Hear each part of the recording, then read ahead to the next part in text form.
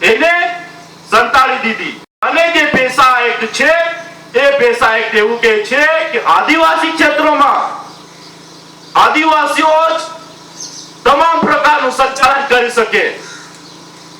બહારથી કોઈ પણ મની લેન્ડર કે જમીનો આપણી ખેંચવામાં આવે તો આદિવાસીઓ ગ્રામ સભામાં નિર્ણય લઈ શકે છે અને ફળિયામાં ગ્રામ સભા ભરી શકે છે।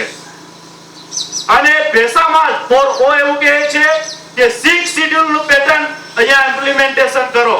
હવે 6 શેડ્યુલ એટલે શું?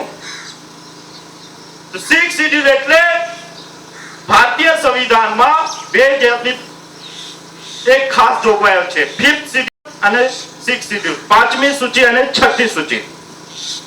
આજે આંતરરાષ્ટ્રીય આદિવાસી દિન નિમિત્તે આ બરાબર સમજી લેજો કે એક છે 5મી સૂચિ અને એક છે 6ઠ્ઠી સૂચિ। આપણે બધા 5મી સૂચિમાં આવીએ છીએ। 5મી સૂચિમાં 9 રાજ્યો આવે છે, 9 રાજ્યોમાં ગુજરાત પણ આવે છે। ગુજરાતમાં 14 જે ડિસ્ટ્રિક્ટ છે તેમાં અલગ અલગ છે, ડેડિયાપાડા છે, માંડવી છે, એ જે આખો જે પટ્ટો છે દાહોદ, સંતરામપુર, ઉમરગામ થી લઈને બનાસકાંઠા સુધીનો એ જે અનુસૂચિત ક્ષેત્રો છે એ ક્ષેત્રોમાં એક અલગ વ્યવસ્થા છે। એ વ્યવસ્થા છે કે 5મી સૂચિ અંતર્ગત એમાં પેશા એક્ટ લાગુ પાડો।